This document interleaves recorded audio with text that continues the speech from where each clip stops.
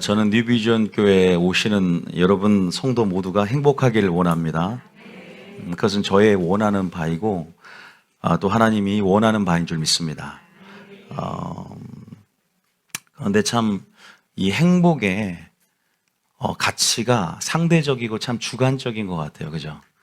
교회 안에는 믿음이 적은 사람도 있고 장성한 분량 이런 사람도 있어요. 믿음의 분량과 단계가 각각 틀린데 좀 더 아무래도 초신자 같은 경우는 아직 어리기 때문에 조금은 이런 어떤 행복에 있어서 가치에 있어서 현세적이고 조금 세상적인 가치에 조금 치중돼 있을 수 있습니다. 또 반면에 또 장성한 분량의 사람은 이런 행복의 기준, 이 가치가 영적인 가치에 우선순위를 두고 좀 더 금생보다는 내세, 또 하나님께 소망을 두며 이런 믿음이나 이런 영적인 가치에 이렇게 소망을 두고 보이지 않는 것을 추구하는 것을 봅니다. 참 상대적인 것 같아요. 주관적이고요. 그러나 우리가 하나님의 말씀 안에서 뜯어내서 여러분의 그 행복, 결국 행복이라는 것은 어떤 참된 가치, 참된 가치를 얘기하거든요. 우리가 참된 가치가 우리 안에서 그것이 내가 가치라고 인정될 때 우리는 그 가치에 올인하며 그 가치를 추구하는데 그 참된 가치가 예수님 한 분이 되기를 축복합니다. 그렇게 바뀌기를 축복합니다. 예수님만 있으면 예수님으로 족합니다. 그래서 세상 말로 기승전결해서 기승전 예수가 되기를 축복합니다. 그래서 나의 목적도 나의 방법도 나의 이유도 나의 소망도 예수님 한 분이 되었으면 좋겠고요. 여러분의 행복도 예수님으로 인해서 행복했으면 좋겠고 예수님이 여러분 안에 행복이 됐으면 좋겠습니다. 오늘 제가 여러분들에게 할 설교는 주시는 설교는 어떻게 하면 행복해지는가. 하나님께서 설교를 참 바꿔가세요. 그래서 우리가 느헤미야에 대한 설교 또 이렇게 마귀의 작정과 또 느헤미야 리더십을 통해서 하나님께서 설교를 이끌어 오셨는데 이 주일 설교는 내가 이들에게 행복을 주기 원한다. 할렐루야. 행복한 여러분 자라고 말씀하세요. 한번 그 구절 한번 봐볼까요? 여러분들 행복한 자라고 말씀하는 구절들이 신명기 33장 29절에 나와 있어요. 여러분들에게 행복을 선포하고 여러분들을 행복한 자라고 말씀 일단 하고 있다는 거예요. 또 행복을 염원하고 계셔요. 자, 이사야 33, 신명기 33장 29절 한번 잠깐 읽어볼게요. 시작. 이스라엘이여 너는 행복 29절에 시작. 너는 행복한 사람이로다. 안 읽어주세요.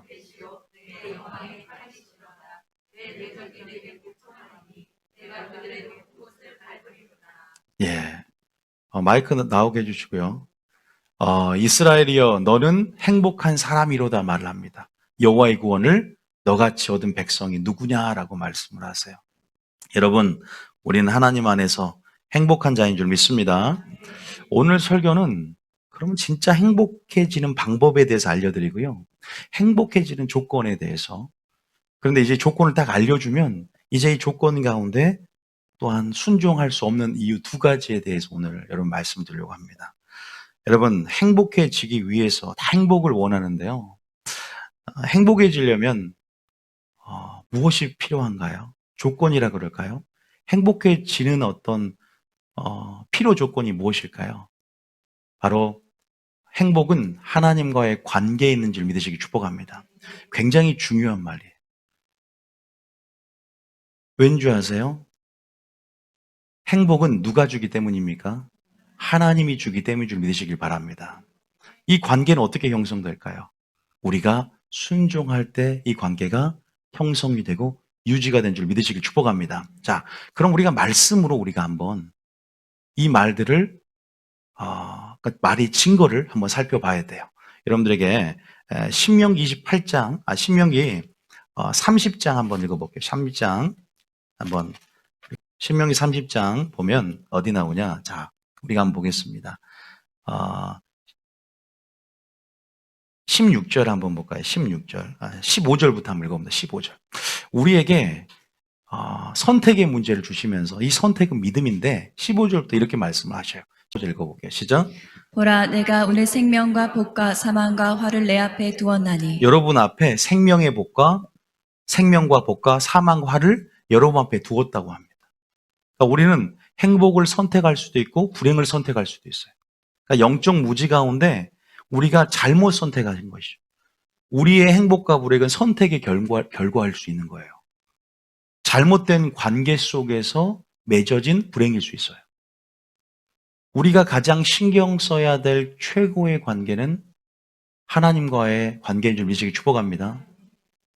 그런데 여기서 보면 16절에 뭐라고 하냐? 16절에 시작. 곧 내가 오늘 내게 명령하여 내 하나님 여호와를 사랑하고 그 모든 길로 행하며 그의 명령과 규례와 법도를 지키라 하는 것이라. 할렐루야. 순종하면 주님께서 뭘 준다? 복을 준다고 말씀하십니다. 그러면서 뭔 복을 주냐? 그리하면 뭐라고 했어요? 시작. 그리하면 내가 생존하며 번성할 것이요. 자, 생종하고 뭐한다? 번성합니다. 또 하나님 여호와께서 내가 가서 차지할 땅에서 내게 뭘 준다? 조건이 있어요. 그게 뭔지 아세요? 순종입니다. 순종이 뭔지 아십니까? 믿음입니다. 우리가 성경에 나오는 믿음의 증거는 뭐냐면 순종이에요. 행함입니다. 사랑입니다. 사랑은 뭐냐? 네가 나를 사랑하면 나의 계명을 지킬 것이라 그래요. 그러니까 순종은 사랑이에요. 할렐루야. 우리 이 개념을 분명히 알고 있어야 됩니다. 자, 신명기 28장에도 마찬가지죠. 신명기 28장 1절에 한번 읽어볼게요. 신명기 28장 1절에 한번 이 신명기가 분명히 하나님의 이러한 뜻을 온전히 잘 드러내고 있어요. 가장 중요한 성경일 수 있습니다. 신명기는요. 자, 1절입니다. 시작. 내가 내 하나님 여호와의 말씀을 삼가 듣고 내가 오늘 내게 명령하는 그의 모든 명령을 지켜 행하면 내 하나님 여호와께서 너를 세계 모든 민족 위에 뛰어나게 하실 것이라. 뭐하면? 명령을 지켜 행하면. 그리고 2절 시작. 내가 내 하나님 여호와의 말씀을 청종하면 이 모든 복이 내게 임하며 내게 이르리니.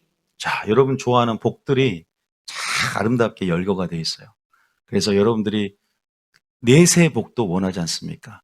하나님이 주시는 영원한 생명을 취하는 것도 신령한 복인 줄 믿으시길 축복합니다. 그런데 우리가 기복신앙, 번영신학 이 자체가 목적이 되는 건 잘못됐지만요.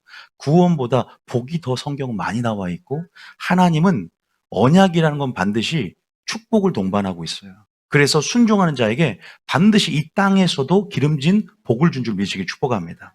여러분들이 복을 구하는 것은 죄가 아니에요. 복을 구하시길 축복합니다. 자녀와 남편과 사업과 그것만 목적이 되는 것이 문제가 생기는 것이지 하나님을 선택하고 순종할 때 자연스럽게 따라오는 결과가 복인 줄 믿으시길 축복합니다. 그래서 여러분들이 정말로 그 복에 대해서 우리가 바라고 기대하고 소망할 때 그 복의 지경이 굉장히 넓어집니다. 여기 보면 그냥 복을 받는데 여러분 성읍도 복을 받고 특비서도 복을 받고 여러분들이 복의 근원되니까 여러분은 말미암아 여러분 온 땅이 복을 받는, 온 가정이 복을 받는, 온 회사가 복을 받는, 온 교회와 열방까지 복이 흘러간다는 것이 여기에 기록이 되어 있어요. 뭐하면? 내 말을 듣고 지키면. 여기에서 이제 제가 여러분들에게 순종할 수 없는 두 가지를 오늘 말씀드리면 내가 이래서 순종을 못했구나, 이래서 두려워했구나 이것들을 알게 돼요. 자, 그래서 또 4절까지 한번 읽어봅니다. 4절에 시작. 내 몸의 자녀와 내 토지의 소산과 내 짐승의 새끼와 소와 양의 새끼가 복을 받을 것이며 어디까지 복을 받는지 잘 보셨죠? 잘 보세요. 5절에 시작.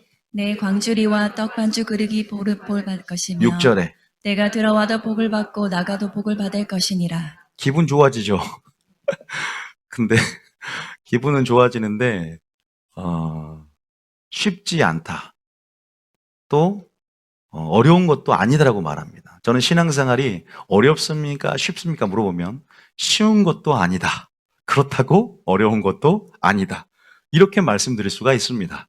쉬운 것 같고 또 어려운 것 같고. 이게 정답 아니겠습니까? 여러분 여기서 보면 정말 복만 읽으면 쉬운데 우리가 이런 것들을 얻기 위한 분명한 대가 지불이 필요하거든요. 신앙생활에서는요. 그냥 가만히 있으면 복이 들어오는 게 아닙니다. 믿음이 도대체 무엇인가? 분명히 말씀합니다. 네가 내 말을 듣고 행하면.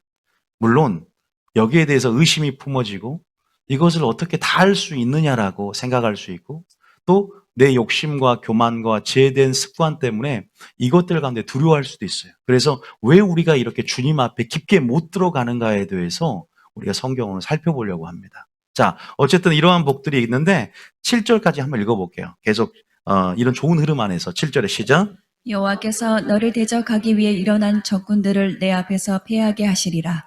그들이 한 길로 너를 치러 들어왔으나 내 앞에서 7길로 도망하리라. 여러분들이 기도할 때도 이 복을 주시겠다는 걸 믿고 구하시기 축복합니다. 그래서 우리가 옛날에 저도 성경 말씀을 잘 모를 때 권사님들이 어둠의 역사가 한 길로 들어왔으나 7길로 떠나가고 머리가 될지언 꼬리가 되지 않게 하옵소서. 이런 기도가 다 이 축복의 기도가 이 신명기에 나왔던 말씀이더라고요. 그래서 8절에도 어떤 복입니까? 8절에도 시작. 여호와께서 명령하사 내 창고와 내 손으로 하는 모든 일에 복을 내리시고 내 하나님 여호와께서 내게 주시는 땅에서 내게 복을 주실 것이며 9절까지만 읽겠습니다. 시작. 여호와께서 내게 맹세하신 대로 너를 세워 자기의 성민이 되게 하시리니 이는 내가 내 하나님 여호와의 명령을 지켜 그 길로 행할 것임이니라. 할렐루야. 그런데 여기까지만 읽으면 좋은데 15절부터 읽으면 두려움이 생깁니다. 이제 축복이 나오는데 하나님 말씀에 불순종할 때 저주는 더 길어요. 읽을까요? 읽지 말까요? 읽어야 됩니다. 읽어야 이유가 있습니다. 죄송합니다. 15절. 자, 15절. 자, 그런데 저주가 저주로 끝나면 우리가 불행해지지만 저주가 임할지라도 우리는 하나님의 관점으로 그것이 어떠한 기회가 됨을 알아야 될 줄 믿습니다. 그것이 우리에게 회개할 기회가 되고 우리를 돌아볼 기회가 된다면 그 자체도 형통이고 행복이라는 사실을 믿으시기 축복합니다. 행복이라는 것은 그래서 참된 가치가 되는 거예요. 상대적이고 주관적이기 때문에 나의 믿음의 분량에 따라 내가 이것을 어떻게 해석하고 바라보냐에 따라서 내게 행복이 될 수도 있고 불행이 될 수 있습니다. 그 가난 자체가 어떤 사람에게는 행복이 될 수도 있고 불행이 될 수도 있고. 그죠? 여러분, 우리가 그래서 하나님 안에서만 행복을 제대로 정의할 수 있다는 거죠. 저는 오늘 이 시간 여러분 행복의 기준이 바뀌어지기를 원하고 우리가 참된 가치를 추구하며 바라보는 것 가운데 보이지 않는 것에 주목하며 정말 이 하나님 없이는 행복도 없고 하나님 없이 잘 되는 것은 불행이며 하나님만이 행복의 근원임을 고백할 수 있는 여러분 되시길 축복합니다. 여러분 정말 이런 어떤 묵상들이 우리 안에 있어야 되지 않는가. 그냥 우리는 막연하게 돈 잘 벌고 돈 없으면 불행해. 우리는 막연하게 세상의 가치와 똑같이 장수하고 싶어, 오래 살고 싶어. 이런 현세적이고 육적인 가치에만 우리가 그러면 세상 사람과 다를 게 뭐가 있습니까?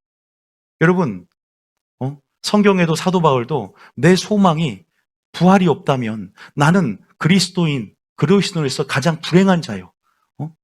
내 소망이 이 생뿐이라면 내 신앙생활 가운데 내 소망이 이 생뿐이라면 나는 가장 불행한 자요, 불쌍한 자라고 말합니다. 여러분, 우리는 하나님이 있고 소망이 하늘에 있고 우리는 썩지 아니할 영원한 기업이 우리를 기다리고 있다는 사실을 믿으시기 축복합니다. 할렐루야. 소망에 따라서도 행복이 바뀌어요. 소망이 하늘에 있냐? 그럼 위의 것을 찾습니다. 소망이 땅에 있냐? 그러면 아래 것을 찾으면서 거기에 머뭅니다. 그러나 중요한 것은 뭔지 아세요? 하나님 말씀에 순종할 때 여러분 하나님 말씀에 순종할 때 하나님께서 우리에게 행복을 준다는 사실 믿으시기 축복합니다. 어쨌든 하나님이 우리에게 행복을 주시는 분이다. 다시 말해서 하나님 우리에게 요구하는 것은 그래서 뭐냐? 순종을 요구하는 거예요. 그래야 하나님과의 관계가 형성이 되고 유지가 되고 순종할 때 그 조건, 그 약속 가운데 복을 내려주시고 행복한 삶을 영위하게 한다는 사실을 믿으시기 축복합니다. 자, 우리가 이것을 읽었습니다. 그리고 선택하라고 말씀하셨어요. 그러면 우리가 이스라엘은 우리를 상징합니다. 이스라엘에서 애굽에서 세상에 나와서 시내산에서 뭘 맺어요? 하나님과 관계를 맺습니다. 언약 관계를 맺어요. 그러면서 하나님께서 이렇게 그들에게 신신당부합니다. 우리에게 말씀하시는 당부예요. 출애굽기 19장 4절입니다. 출애굽기 19장 4절에 자, 출애굽기 19장 4절. 자, 5절부터 한번 읽을게요. 이건 굉장히 중요한 선포고 언약을 맺는 장면이에요. 그러니까 여러분들은 언약 백성이라는 사실 믿으십니까?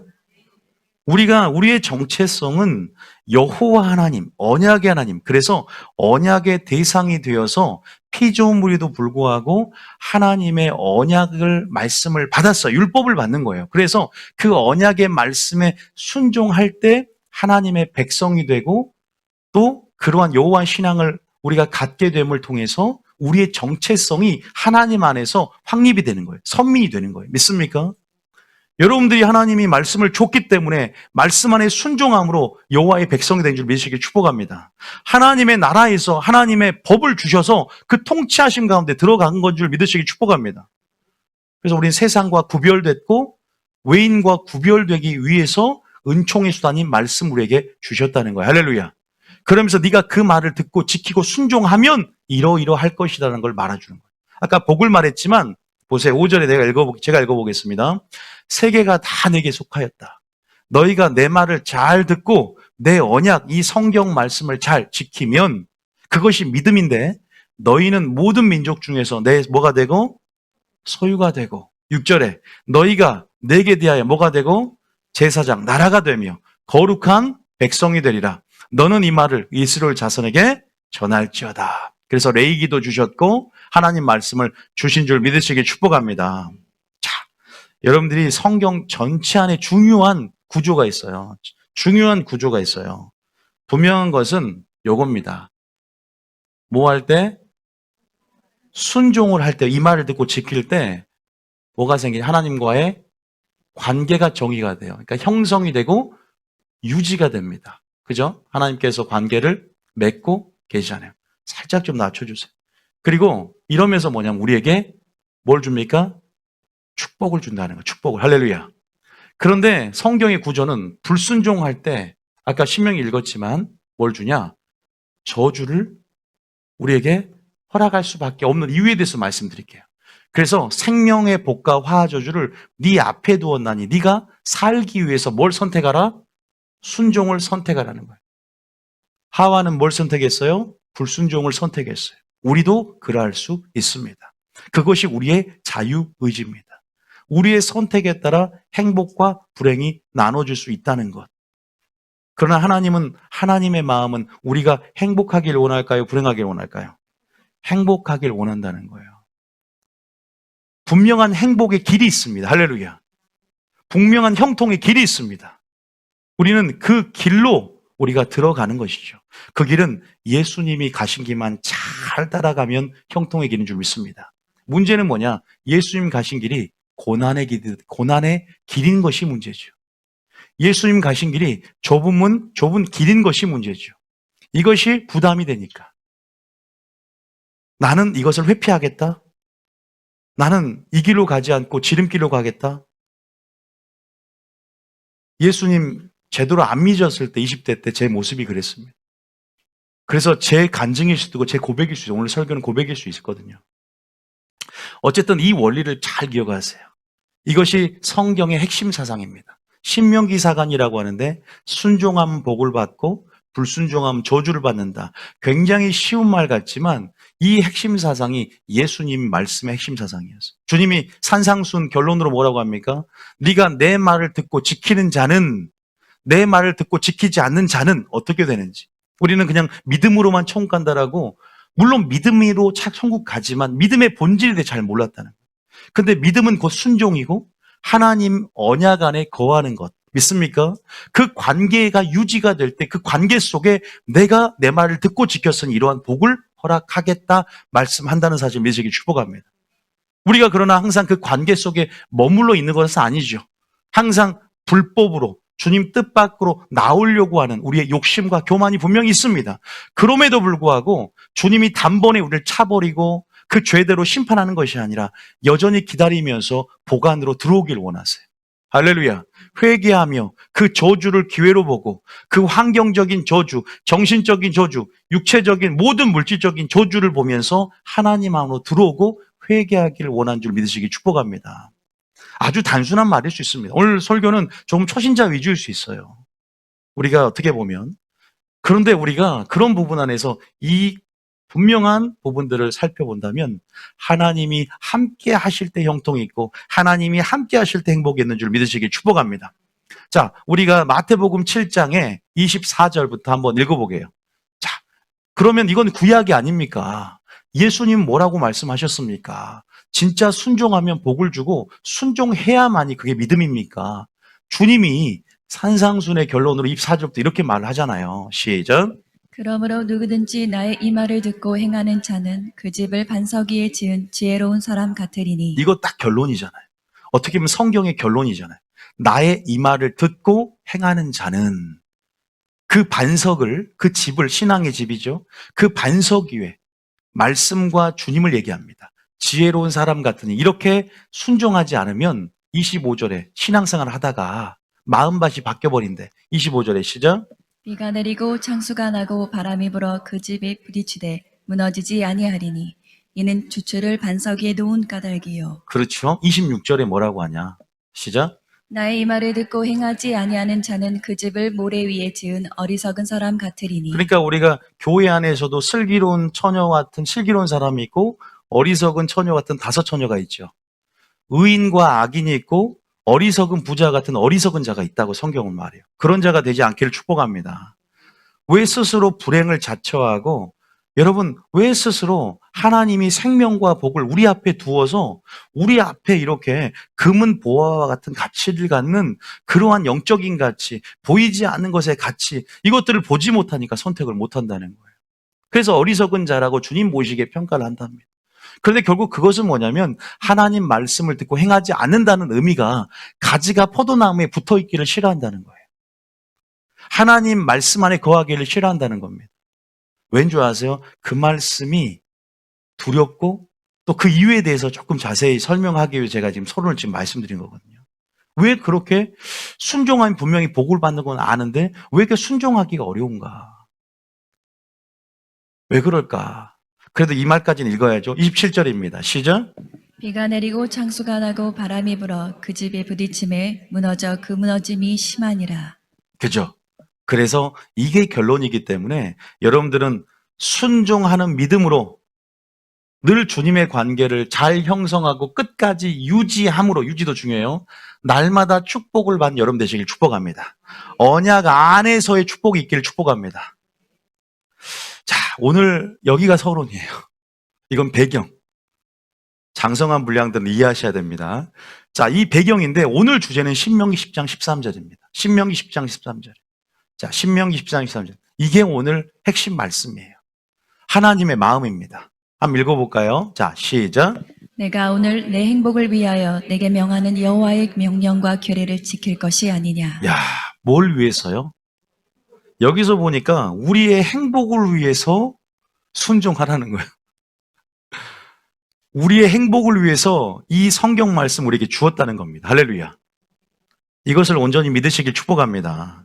무슨 말이냐? 다시 한번 제가 정리를 하면 하나님과의 관계가 형성되어 유지되기 위해서 뭐 해야 된다? 순종해야 되는데 그 순종할 거 하나님의 그 말씀 주시는 그 말씀에 순종할 때 하나님의 관계 속에서 하나님의 행복을 주시고 행복을 책임져 주겠다는 겁니다. 할렐루야. 이것을 붙드시길 축복해요. 그래서 우리가 어디로 가든지 무엇을 하든지 형통하려면 하나님의 말씀을 지켜 순종함으로 하나님이 함께 하실 수 있는 조건을 만들고 하나님이 함께 하실 때 행복이 있다는 사실 믿으시길 축복합니다. 이것은 주제니까 냅두고 우리가 한번 했던 왕상 2장 3절 동일한 원리 안에서 다 맴도는 것들이에요. 봐보세요. 여기도 동일한 원리가 있잖아요. 제가 읽어볼게요. 내 하나님 여호와의 명령을 지켜 그 길로 행하여 단서가 항상 뭐냐면 순종이에요. 법률과 계명과 율례와 증거를 모세 율법에 기록된 대로 지키래. 그럼 어떻게 된다 그랬어요? 하나님이 관계 속에서 책임을 져주고 언약의 하나님께서 내가 너의 하나님이 되리라고 말씀하셨잖아요. 내가 너의 거룩한 백성이 된다고 했듯이. 그러면 네가 뭘 해도 어디로 가든지 뭐 한다? 형통은 나의 방법에 있지 않고 하나님의 뜻에 있고 하나님의 방법에 있는 줄 믿으시기 축복합니다. 그러니까 베드로가 내가 밤새 수고하여도 잡은 것이 없지만은 하나님께서 깊은 곳에 가서 말씀에 의지하여 그물을 내리니까 어떤 일이 일어납니까? 형통의 축복이 일어났다는 거예요. 굉장히 비이성적이고 비상식적이고 굉장히 합리적이지 않은 주문이었단 말이에요. 깊은 곳에 가면 그물을 내리면 안 잡히는 걸 알아야지. 왜? 베드로처럼 전문적인 어부가 따로 있겠습니까? 본인이 밤새 수고하여도 잡은 것이 없는데 예수님이 어떻게 알겠어요? 그런데 예수님의 말씀에 순종하니까 여러분 IMF에도 여러분 불황이 아니라 호황을 누리고 호재를 누린다는 사실 믿으시기 축복합니다. 그러니까 하나님이 자신의 풍성하심에 기인해서 공급하시는 우리 하나님 되셔 인도하시고 공급하신 그 사랑을 깨닫고 우리는 순종해야 될 줄 믿습니다. 따라합니다. 순종이 사랑이다. 순종이 또한 믿음일과 동시에 사랑이라는 거예요. 그게 주님을 사랑하는 거래. 그러니까 요한복음 15장 14절에 너희가 나를 사랑하면 뭐하라? 나의 계명을 지켜라. 14장 15절인가요? 14장 15절에 자 보세요. 읽어봅니다. 시작. 너희가 나를 사랑하면 나의 계명을 지키리라. 그러니까 우리에게 그냥 오직 믿음만 얘기하는 게 아니라 철저하게 순종하는 것이 믿음이고 그 열매가 순종과 사랑인데 그 사랑과 믿음은 순종을 전제로 한다. 순종하면 너희가 이제 영원한 행복을 얻게 될 것이고 신명기 28장의 근거에서 이 땅에서도 기름진 복을 얻게 될 것이다라고 말한 줄 믿으시기 축복합니다. 이것을 확실히 붙들고 계세요. 진짜 2021년도에 최고의 행복한 사람 되시길 축복합니다. 하나님의 복이 하나님이 여시는 열린문의 역사 가운데 위로부터 쏟아지길 축복합니다. 나의 창고 양식이 있게 하라. 그러면서 하나님께서 복을 쌓을 것이 없도록 붙지 아니하나 시험해 보래 하나님께서. 내가 오늘부터 내게 복을 주리라 그랬어요. 마침내 인내하는 자에게 복을 내리리라 그랬습니다. 복을 받아야 될 거 아닙니까?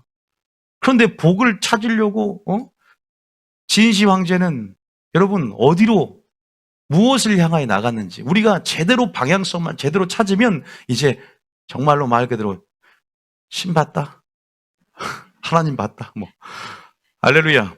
자 그럼 본문 말씀 다시 신명기 10장 13절에 자 신명기 10장 13절에 시작. 내가 오늘 내 행복을 위하여 내게 명하는 여호와의 명령과 규례를 지킬 것이 아니냐. 자, 그런데 문제는 뭐냐면 순종을 하면 행복해진다는데 첫 번째가 뭐냐면 어떤 거부감이 있냐. 하지 말라의 계명에 거부감이 생겨요.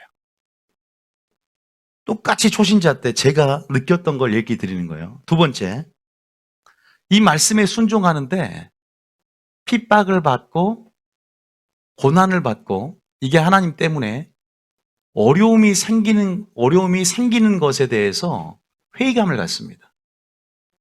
그래서 교회에 등록했다가 교회를 다시 떠나버리는 일들이 굉장히 많습니다. 이유가 뭔가에 대해서.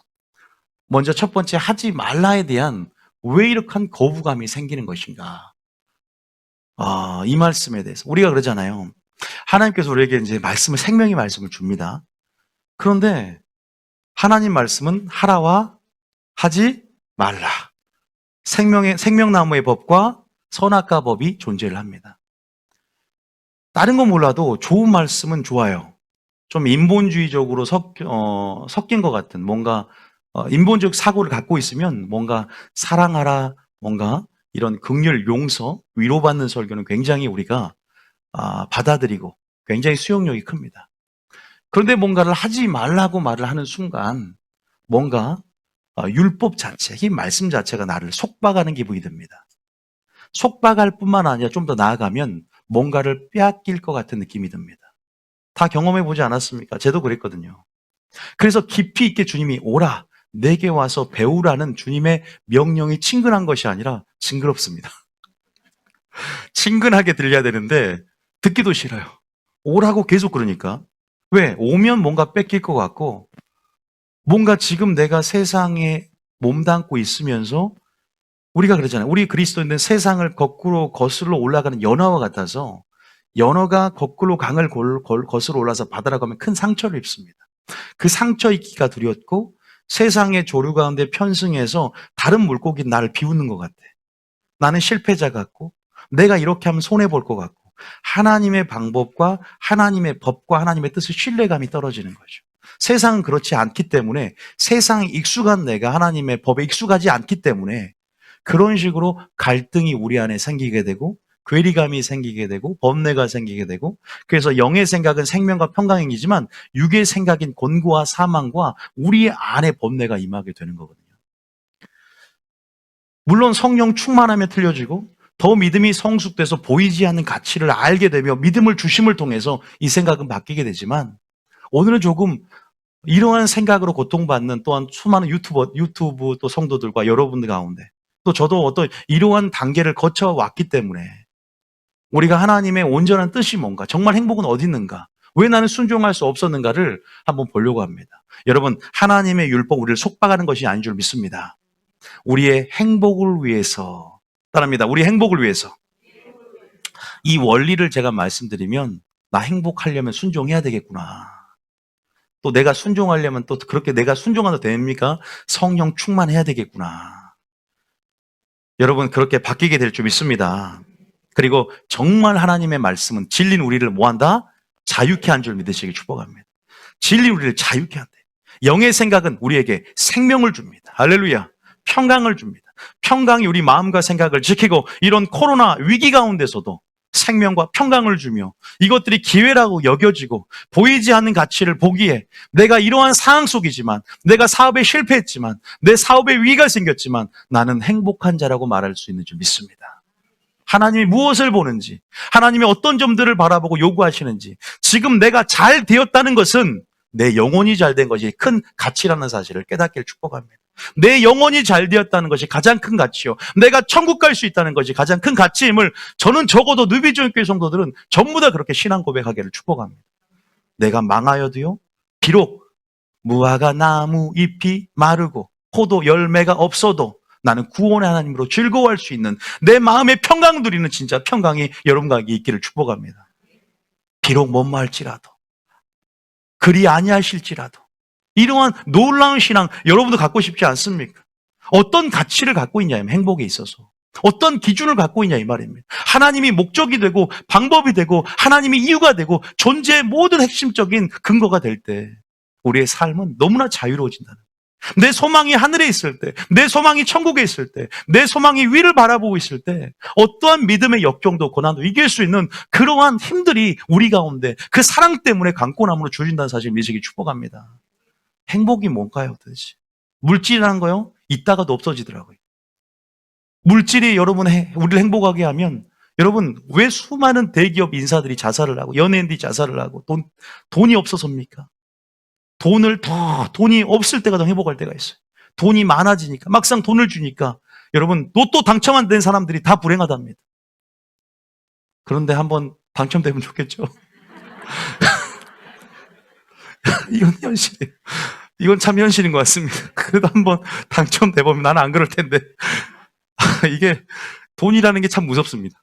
나는 안 그럴 것 같아. 나는 제대로 쓸 것 같고 진짜 지혜로운 사람은 돈을 가지고 있는 것보다 돈을 어떻게 쓰느냐가 정말 지혜인데요.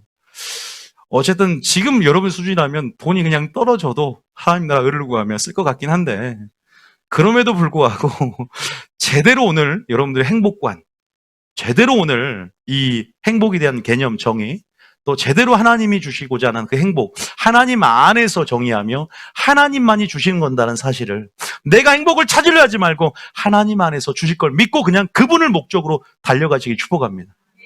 하나님이 해결해 주세요. 여러분 지금 형편 하나님만이 해결해 주실 수 있습니다. 여러분 건강 하나님만이 해결해 줄 수 있습니다. 아무리 좋은 의사 만난다고요? 하나님만큼 좋은 의사가 있습니까? 여러분 영적 재테크하고 막 여러분 뭐 재테크 한다고 하지만 하나님만큼 성령님만큼 우리에게 영적으로 재테크하며 우리의 손에 재물로 능을 주신 분이 없습니다.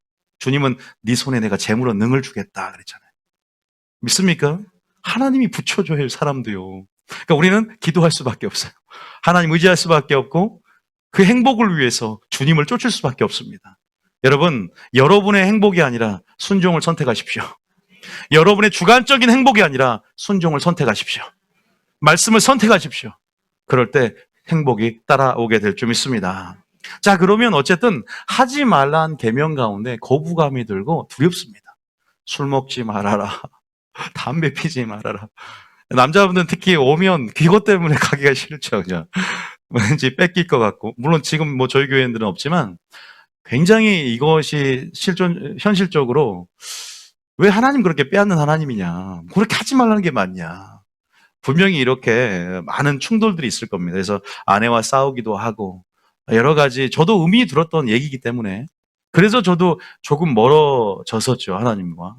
왜 이렇게 뺏으려고만 하냐. 하나님의 이것이 우리를 보호하는 것인지 모르고 우리의 행복을 위해서 일한다는 건 모르고 여전히 하나님의 그 선하신 성품과 하나님의 말씀을 의심하고 있더라고요. 자, 그런데 의심했던 우리가 이 본문을 하나 살펴보는데 어딜 보냐. 창세기 3장 한번 보겠습니다. 자, 창세기 3장. 누가? 하와가. 근데 그 배후에 마귀가 그런 생각을 집어해요. 자, 우리가 창세기 3장 1절 한번 보겠습니다. 오늘 아마 2번까지는 못할 것 같고 2번을 못하면 다음 시간에 해야죠. 1번까지는 확실하게 오늘 한번 보겠습니다. 창세기 3장 1절에 한번 볼게요. 창세기 3장 1절에 한번 읽어봅니다. 시작. 그런데 뱀은 여호와 하나님이 지으신 들짐승 중에 가장 간교하니라. 뱀이 여자에게 물어 이르되 하나님이 참으로 너희에게 동산 모든 나무의 열매를 먹지 말라 하시더냐. 그러니까 여러분들이 딱 말씀을 들어도 이 씨가 온전히 마음밭에 뿌려지고 심어지지 않는 것은 마귀의 역사가 있어요. 그 배후에 마귀가 이 유다에게 예수팔 생각을 집어연 것처럼 여러분 그 생각을 집어였습니다. 지금 그 장면이에요. 그러니까 마귀는요, 여러분 이제 예수님 믿고 은혜 받으려는 것들을 못 견뎌합니다. 그래서 이 방해 공작을 펼치고 지금 이제 24시간 여러분을 스캔하면서 여러분의 단점과 약점들을 밀고 들어가려고 준비하고 있어요. 그러니까 틈을 보여서 안 될 줄 믿습니다. 하나님이 보호하시지만 여러분들이 그런데 허용해서는 안 돼요. 지금 하와는 허용을 해버렸어요. 뭐라고 속삭이냐? 김원유 목사가 날마다 뭔가 믿기만 처음 가는 것이 아니라 믿는 자도 구원 받는 데 있어서 소수다. 또 여러 가지 하나님 말씀에 순종해야만 복을 받는다고 하니까 뭔가 하나님의 성품에 대해서 그 사랑에 대해서 굉장히 의심이 들게 뭐랄까 내 안에서 뭐라면 증폭되게 만들어져. 우리가 좀 정신적 문제가 생긴 피해망상이 생기거든요. 내 안에서 계속 그 안 좋은 점들이 증폭이 되게 만들어요. 무슨 말이냐?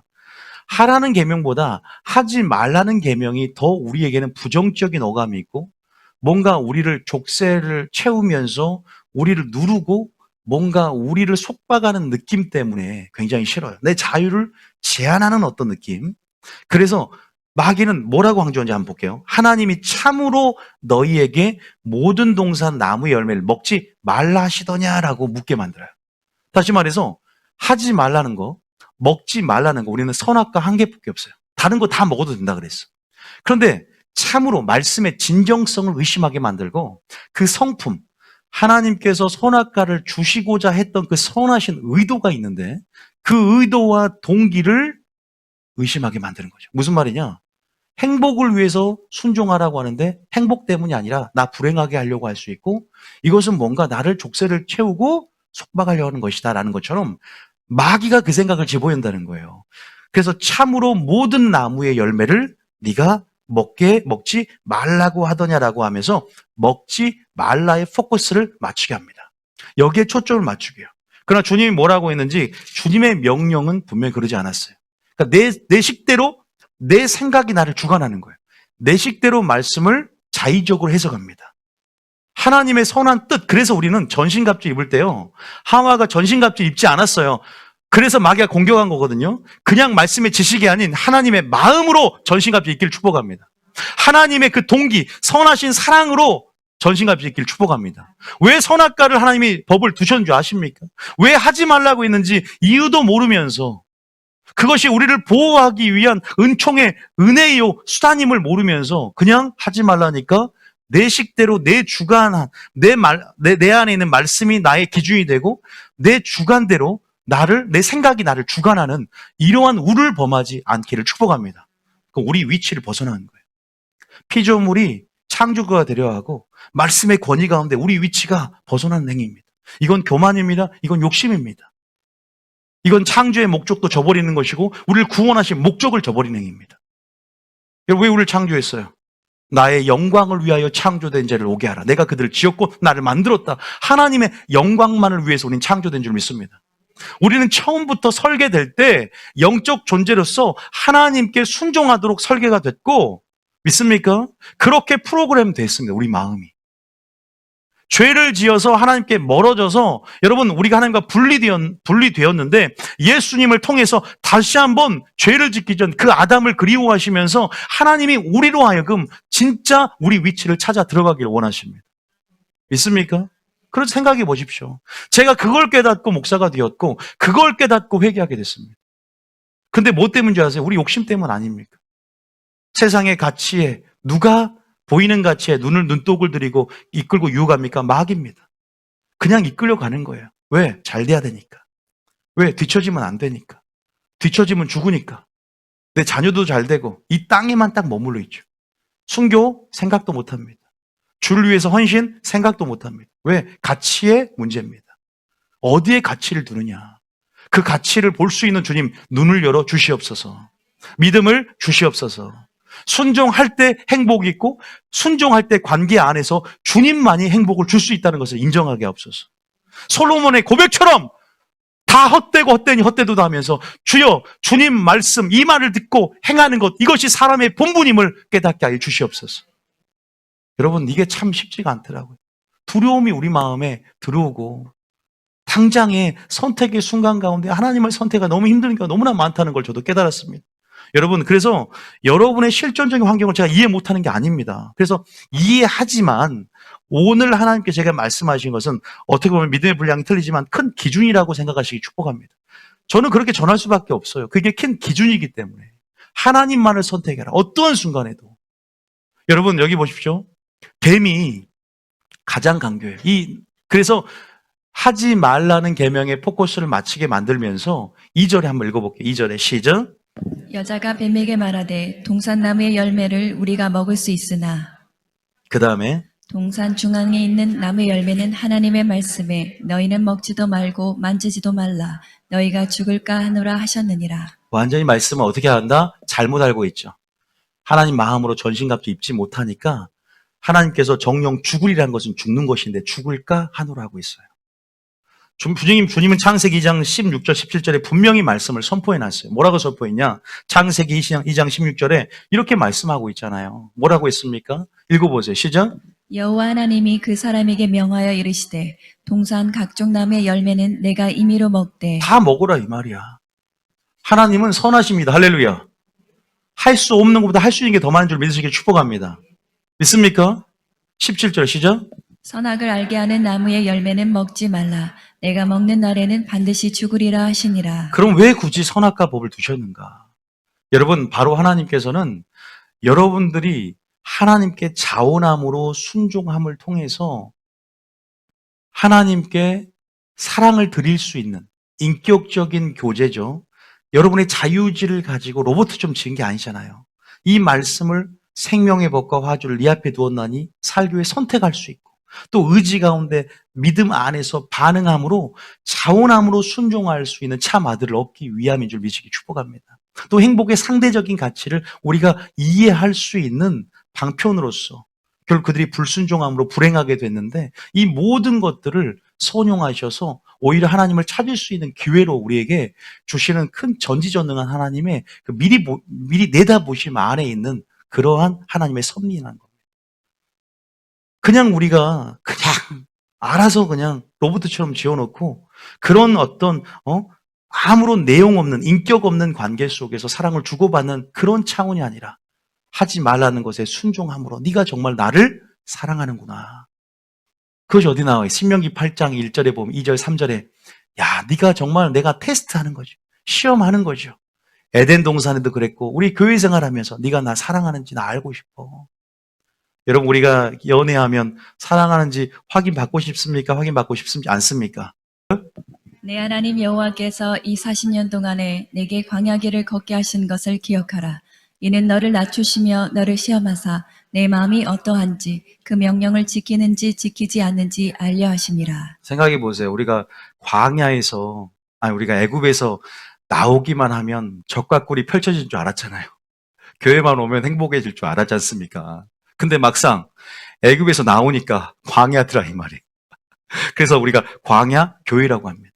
하나님 의지하지 않으면 살 수 없는, 주님이 만나를 주지 않으면 굶을 수밖에 없는, 주님이 생수를 주지 않으면 쫄쫄 이렇게 마를 수밖에 없는, 우리 목말라서 견딜 수 없는 전갈과 독충과 그러한 황무지죠. 이런 살 수 없는 환경 속에 하나님만 의지할 수밖에 없는 것이 교회입니다. 막상 교회 오니까 속은 기분이 들지 않습니까? 행복을 준다고 하는데, 주님 믿으면 천국을 준다 하는데, 이 시기, 이 과도기적 시기, 이 신앙생활을 잘 통과할 때, 이 테스트 가운데 여러분 합격할 때 우리를 기다리고 있는 것은 가나안 땅인 줄 믿습니다. 소망이 있습니까?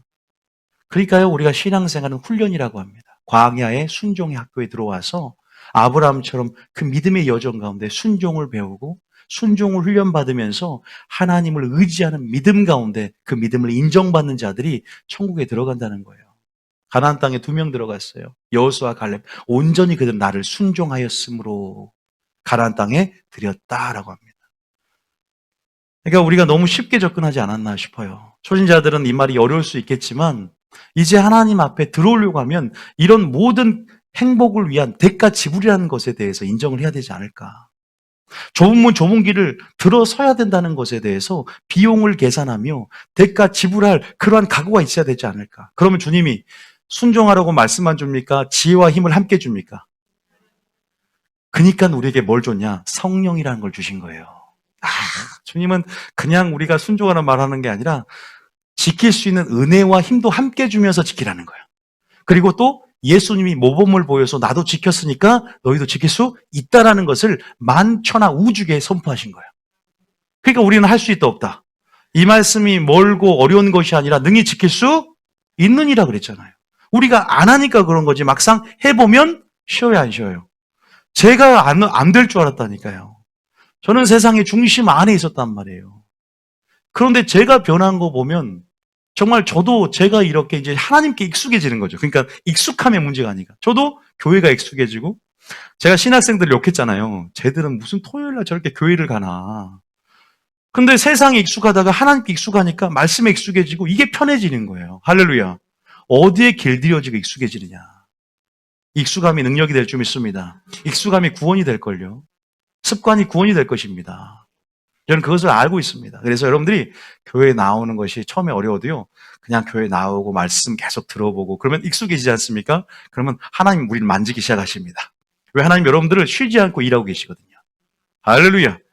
그러니까 여러분들이 너무 조바심 내지 말고 여러분 말씀의 진정성에 의심 품지 말고 그분의 성품과 사랑에 의심 품지 말고 하지 말라는 계명이 나의 행복을 위한 것임을 지금은 몰라도 성령 안에서 보게 될 것입니다. 왜냐하면 우리가 불순종할 때요 마귀가 그 불법 가운데 늘 이렇게 잡아먹으려고 준비 중에 있습니다. 내 먹잇감을 취하려고 마귀가 역사하는 것은요 하나님 말씀 바로 바뀝니다. 그러니까 하나님 말씀 경계 가운데 여기서 다 준비하고 있어요. 여러분들이 하나님 말씀에 순종하지 않는 순간 밥이 딱 됩니다. 그러니까 주님은 말씀으로 보호할 수밖에 없는 거예요. 왜냐하면 마귀에게 합법적인 권세를 넘겨주는 것은 불법, 다시 말해서 그 하나님의 뜻 밖으로 넘어올 때 그 경계, 그래서 너희가 말씀의 경계를 뭐 하지 말라, 넘어가지 말라는 마절이 있는 거예요. 그래서 욥 보세요. 욥을 참수하려고 그러잖아요.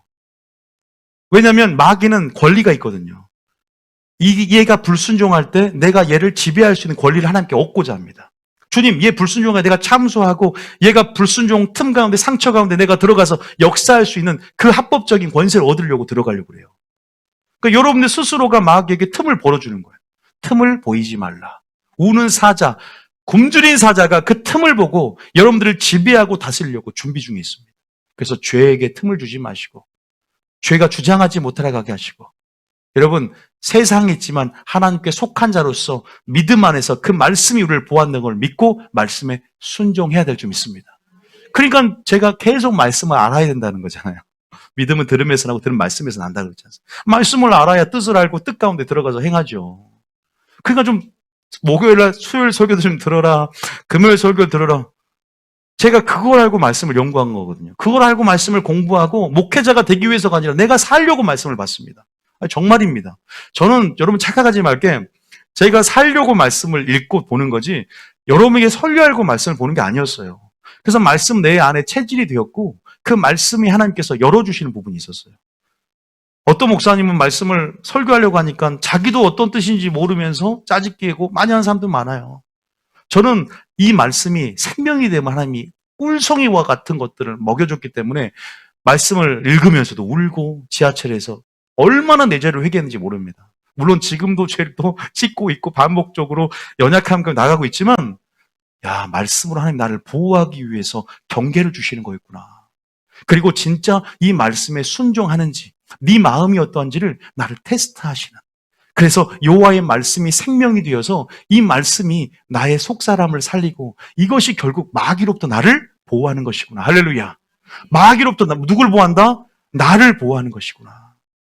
결국은 내가 잘 되게 하는 것이구나. 나는 내 행복보다 뭘 선택하자? 순종을 선택하자. 내 생각, 내 주관적인 행복, 내가 세상적인 가치 가운데 추구하는 그 행복보다 내려놓자. 이제는 그냥 순종을 택하자. 그냥 말씀에 한번 순종해 보자. 말씀이 그러하면 말씀에 의지하여 근거하여 그물을 한번 내려보자. 어떤 일이 일어나는지 보자. 베드로처럼 2배를 채울 만한 그물을 얻는지, 그물 안에 물고기를 채우는지를 보시기 축복합니다. 11조 얘기도 하면서 내 창고에 양식이 있어 한번 채워봐라. 내가 쌓을 것이 없도록 너를 붙지 않냐나 축복을 주나 안 주나 한번 시험해봐라. 11조를 해서 축복을 한다기보다 여러분 안에 내 것이 아니라 주님 것임을 인정함으로 신앙 고백함을 통해서 하나님은 그러한 복을 주기를 원하는 마음을 표현한 것입니다. 할렐루야. 다시 말해서 순종은 반드시 행복을 갖고 복을 가지고 연결된 언약의 개념이라는 거예요. 하와는 문제점이 뭐였냐? 선악과를 주신 하나님의 동기를 몰라요. 그러니까 두려워하고 마음이 부담감을 갖습니다. 마귀가 계속 참으로 하나님 먹지 말라고 하더냐라고 초점을 먹지 말라는 데 맞추고 또 하와는 하나님의 마음으로 전신갑주 입지 않았어요. 그 선한 동기와 사랑으로 전신갑주 입지 않았습니다. 그래서 하나님의 뜻과 하나님의 마음을 모르고 그대로 마귀에게 유혹에 넘어가 버리죠. 교만과 욕심이 안에서 발동이 되었고 그래서 하나님의 불순종을 택하고 불행이 찾아왔다는 사실을 깨닫고 우리는 어떻게 우리는 살아야 되는 것인가? 이 구절하고 마치겠습니다. 어디 보냐? 로마서 10장 한번 보겠습니다. 여러분, 하지 말라 이 모든 것을 포함하는 계명 하나가 있어요. 예수님의 계명. 뭘까요? 서로 사랑하라. 그냥 목사님 서로 사랑하라 계명 하나 신약에 주신 이 세 계명만 설교했으면 좋겠습니다. 목사님 설교는 굉장히 율법적인 것 같습니다. 이렇게 말씀한 분도 있을 거예요. 그래서 우리 교회가 신율법주의다. 율법 행위를 강조한다. 행위 구원이다. 절대 그런 게 아니에요. 믿음은 행함이 따릅니다. 그리고 저는 지금 무엇보다 가장 적극적인 서로 사랑하라는 계명을 전하고 있는 거예요. 무슨 말이냐? 여러분이 듣기엔 어감이 서로 사랑하라는 계명이 좋고 하지 말라는 어감이 안 좋아서 그 설교를 부정적으로 본지 몰라도 서로 사랑하라는 계명 자체가 모든 소극적인 하지 말라는 계명을 품고 있는 줄 믿으시기 축복합니다. 다시 말해서 간음하지 말라라고 얘기를 계속해요. 그러면 간음하지 말라고 하는 죄를 하나님 앞에 범하면 무슨 죄가 걸릴까요? 무슨 죄로 걸릴까요? 사랑하지 않는 죄에 걸린 겁니다. 서로 사랑하라는 계명을 깨트린 죄가 바로 간음한 죄예요. 다시 말해서 이 말이 무슨 말이냐? 예수님이 한 계명으로 함축시켜 보는 거예요. 예수님이 이 모든 말씀을 한 계명의 본질적인 율법의 강령과 율법의 핵심 강령으로서 서로 사랑하라는 계명 함축적 의미를 드러낸 것이지 이 의미는 엄청나게 어렵고 이 의미는 영적으로 해석할 수밖에 없는 그냥 세상에 말하는 서로 사랑하는 그런 개념이 아니라 예수님을 통해서 그 배우는 사랑 가운데 우리의 모든 하나님 나라의 윤리 가운데 어떻게 하라 하지 말라는 모든 계명을 포괄적으로 품는 계명인 줄 믿으시기 축복합니다. 다시 무슨 말이야? 이게 어디 나오냐? 로마서 10장에 나와요. 요거 읽고 정리하고 마치겠습니다. 오늘 두 번째 건 못했어요. 자, 다음 시간에 하고 로마 10장 3절, 13절. 자, 로마 10장에 보면 봐보세요. 13장에 보면 자, 8절 한번 읽어봅니다. 8절에. 로마서 13장 8절 읽고 한번 정리해 볼게요. 시작. 피차 사랑의 빛 외에는 아무에게든지 아무 빛도 지지 말라. 남을 사랑하는 자는 율법을 다 이루었느니라. 자, 남을 사랑하는 자는 율법을 다 근데 그 사랑이 뭔가? 그러니까 우리가 그냥 사랑이면 무조건 용서해주고 허물을 덮어주는 것인데 진짜 사랑하는 자는요 죄까지 그러니까 허물을 덮어주는데 죄는 단호하게 얘기해주고 치리하고 정리하고 미워할 수 있게 해주는 게 그게 사랑이에요. 그리고 사랑은 질서 안에서 질서를 잡는 게 사랑이에요. 질서 없이 막 사랑으로 무조건 다 덮어주는 건 세상 사랑이다. 일단 이렇게 말하고요. 일단 넘어가고 9절에 보세요. 사랑하라는 계명 보세요. 그게 무엇이냐? 9절입니다. 시작. 간음하지 말라, 살인하지 말라, 도둑질하지 말라, 탐내지 말라 한 것과 그 외에 다른 계명이 있을지라도 내 이웃을 내 자신과 같이 사랑하라 하신 그 말씀 가운데 다 들었느니라. 할렐루야. 9절 읽으니까 확실히 들어오죠. 아, 서로 사랑하는 계명에 하지 말라는 계명, 그 외에 다른 계명이 어깨 조개가 있을지라도 아, 그 말씀에 다 들었다. 그러면 무슨 죄에 걸린다? 사랑하지 않는 죄에 걸리는 거예요.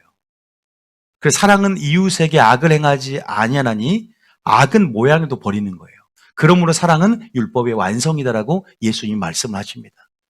다시 말해서 여러분들을 사랑하기 때문에 이 율법과 말씀을 주셨고 행복을 위해서 하나님은 먼저 말씀을 주신 줄 믿으시기 축복합니다. 여러분들이 어떻게 이 말씀에 부담감을 느끼는지 모르겠어요.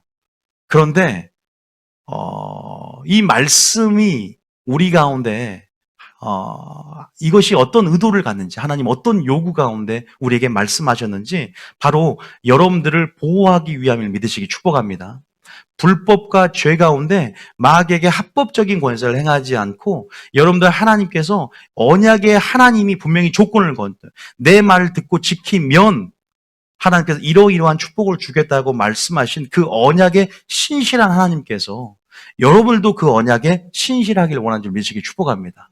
그런데 그런 부분 안에서 하나님께서 단순히 마귀에게만 이렇게 불법 가운데 내 자신을 드릴 때 하나님 언약을 벗어날 때 우리가 그걸로 인해서 저주받고 사망만 이르는 것이 아니라 지옥만 가는 것이 아니라 때로는 담배라든지 술 같은 것이 우리의 몸에도 해롭기 때문에 우리의 모든 몸과 영과 혼까지 전부 다 하나님은 생각하신 분임을 아셔야 돼요.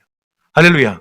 단순히 하나님 우리 영혼만 구원하기 위해서가 아니라 또 이런 어떤 모든 부분 안에서 우리 몸까지 건강하고 우리 정신까지 건강하고 영까지 건강하길 원하십니다. 마귀는요, 신명기서 읽어보면 우리의 몸을 치고 싶어하고 우리의 정신까지 치고 싶어하고 그래 미침과 병듦과 이런 눈몸과 우리 영까지 하나님과 분리해서 지옥 보내기를 원하니까 하나님 반대로 우리의 보디가드가 되시고 우리 영적인 의사가 되셔서 내가 너의 하나님이 되고자 하시는 구원의 하나님, 그 하나님이 여러분의 몸과 혼과 영을 온전히 보존하며 지키며 건강 주길 원하는 줄 믿으시길 축복합니다. 내 영혼이 잘된 같이 강건하고 육체 양약이 되는 이 말씀 가운데 그렇게 살기를 원하는 하나님의 마음을 하셔야 돼요. 주님은 나의 영혼만 잘되게 원하니까 재미가 없다. 주님은 여러분의 작은 신음소리에도 응답하기를 원하며 여러분 자녀가 잘되고 남편의 사업이 잘되고 기름진 복과 여러분 정말 채워지는 풍요로운 축복이 여러분 삶 가운데 있기를 원하는 줄 믿으시기 축복합니다. 요거를 우리가 하나님 깨닫기를 원하시죠. 어쨌든 지금 우리가 하지 말라는 계명도 하나님이 사랑하는 계명과 본질적으로 같다 틀리다? 같다라는 것을 이해하셔야 돼요. 그래서 우리가 우리 식대로 우리 생각이 주관이 되어서 하나님의 그 계명을 멀리하는 것이 아니라 마귀는 점점 하지 말라 그 말씀과 성품 의심하게 만드는 계속 유혹이 여러분 가운데 들어오게 될 것입니다. 그러나 하와처럼 불행을 자초하지 말고 하나님의 마음 이것을 줄 수밖에 없는 그 동기, 그 선하심들을 온전히 전신갑주 입고 무장하시기 축복합니다. 저는 이 설교를 통해서 하나님의 마음을 받기를 원합니다. 하나님의 사랑을 여러분 깨닫기를 원합니다. 하나님 여러분 얼마나 여러분들이 죄를 지을 때도 은혜 가운데 여러분들의 은혜 호의가 이끌고 계시고 제대로 책망하지 않으시며 여전히 기다려주시고 오히려 하나님의 놀라운 선하심과 인자하심을 맛보며 찬양하고 고백하기를 원합니다. 그 사랑을 깨달을 때 우리 믿음이 역사한 줄 믿습니다. 믿습니까? 마지막 결론적으로 여러분들은 창조의 목적이 무엇이었습니까? 하나님의 영광을 위한 것입니다. 구원의 목적이 무엇입니까? 하나님의 선한 일을 위하여 친백성이 되는 것, 이것이 불법의 자신을 내어주며 우리를 속량한 이유인 줄 믿으시기 축복합니다.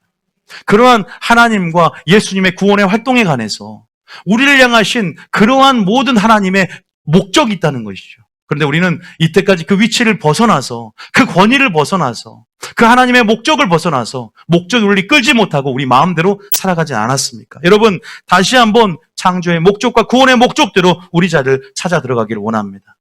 마지막으로 솔로몬의 그 고백을 읽고 마실 텐데요. 헛되고 헛되니 헛되다. 자기 눈에 원하는 것, 마음에 원하는 걸 모두 다 해본 솔로몬입니다. 금하지 않았어요. 자신의 왕이었기 때문에 모든 것들을 시험해봤습니다. 그런데 인생 무상을 경험하고 정말로 사람의 지혜조차도 사람의 지혜 뛰어남조차도 다 무익하다는 걸 깨달았어요.